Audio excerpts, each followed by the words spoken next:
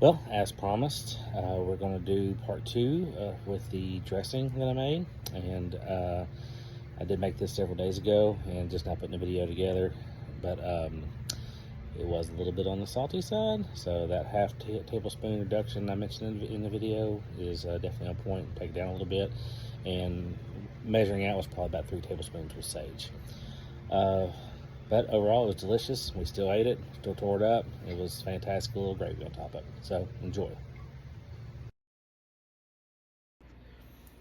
All right, we'll make a little dressing today for our chicken and dressing. First, I already made a little prep beforehand. I got a little cornbread going on here, made in a skillet, and made some extra biscuits this morning. So I got some biscuits. We're gonna crumble that all up in this bowl. That's our base. So that's all crumbled up. Also, set out a couple pieces of bread earlier. Just let them kind of get crumbly. Some people use breadcrumbs. Why buy breadcrumbs when you already have bread? And you didn't have to be perfect. We're just chunking them up a little bit. It'll all kind of mush together once we put our liquid in.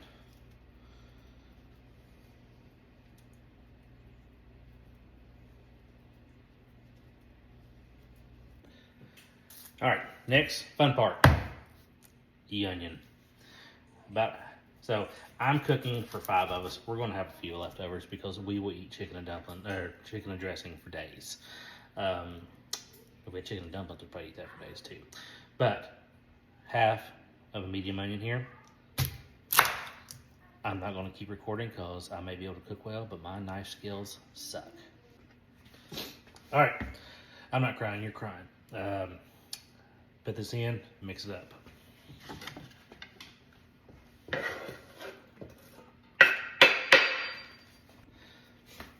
And I'm not teared up because of the onions. I mean, I'm too manly for that, but it's a yellow onion. So every time I chop up a yellow onion, I think of Old Yeller dying. But so this recipe is very subjective because I'm cooking a small batch because there's 5 of us that's going to be eating this. We're going to have leftovers. So if you're cooking for a big family event like Thanksgiving, you probably want to double it, whatever. And it really depends on your taste. I kind of like my dressing a little bit on the salty side, a little bit of kick. So I'm going to put about 3 tablespoons of kosher salt in here. I'm going to put about a tablespoon of black pepper, and then I'm going to put a lot of sage. Let me spoon it out, and I'll tell you about how much it is, but that bottle right there, what's left in there, is not going to be enough. I have another little bit over here. That's not going to be enough.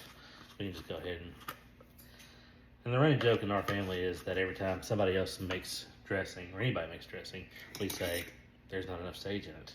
Because there's never enough sage in it. But this time there'll be enough sage in it because I'm making it. So, tablespoons. I said 3 or 4. I'm going to start with 2 since this is smaller. And because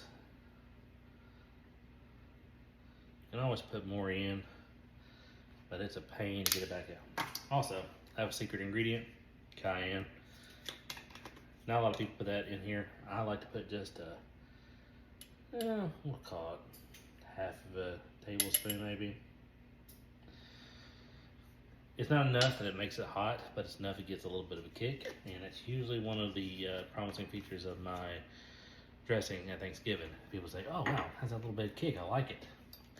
We're gonna just mix up all our dry ingredients right now. Just to kind of distribute them out. And then we'll add our wet ingredients, which I'm gonna be using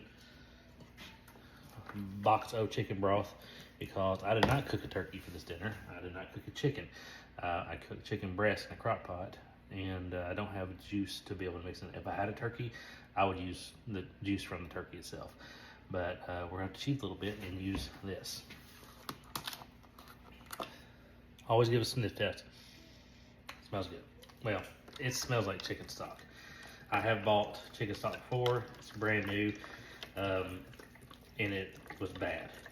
The only thing I hate, I'm gonna put one full one in here and then we can add some later, is that if anybody knows anybody at Swanson Whoever designed your little rippy thing here, I don't know if it's been opened before. So I open it and it's gone. So okay, that's amazing. But I know it makes it easier, I guess. But if I know it's there and I gotta peel it off, I know it's fresh. But if I pop this off and it's open, is it open? Or was it already pre-opened beforehand in the store and I didn't know it? What's in my chicken broth? So, redesign that. Mix it up. Usually, I'm the taste tester, so I would get somebody to come taste test it for me so they know, they can tell me whether it's too much salt, not enough pepper, whatever, and we kind of just mix it on the go. Now, no, when you cook this, these flavors are going to come out, so it's going to be a little bit stronger. So if you're like, man, it could probably use just a tiny bit more salt, don't put any more in it. Same thing with pepper and all the other.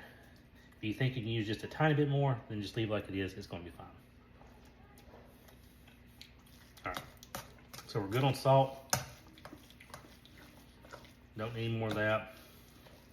We're good on pepper, good on cayenne. We may be good on sage. That actually tasted pretty well at one point right there.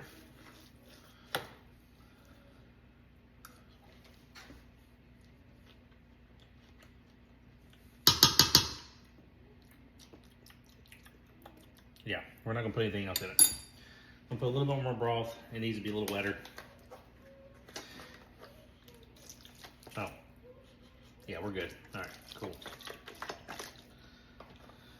You kind of want it almost like the consistency of cornbread batter. Now, there's an important part, and I tend to forget to do it, and that is you want to add some eggs. This size, probably 2, and that is going to be your binder. If you don't do it, your dressing is going to dry out and be crumbly. It's not going to be that good. But the egg keeps together, keeps it a little denser, and just seems to be more enjoyable.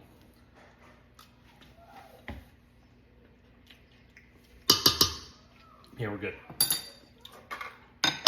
I would actually say probably maybe a little less salt on this. I'm usually making a bigger batch of it for Thanksgiving. I don't make it a whole lot during the in-between seasons. So if I had to do it again, I'd probably reduce that by half a tablespoon. So we're gonna mix our egg in, transfer it to our pan, which it should fit. Now we've got some bigger ones. And then we're gonna cover it, put it in a 350-degree oven for about an hour. Okay, so we're gonna put 2 eggs in.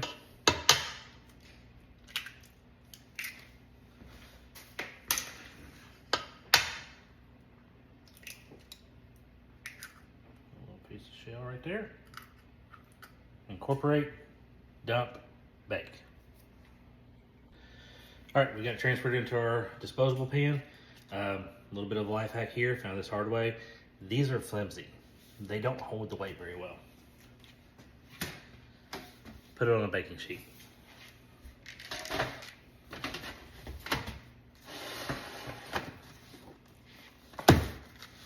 Makes it way easier to get in and out of the oven, and you don't have to worry about it busting out on you.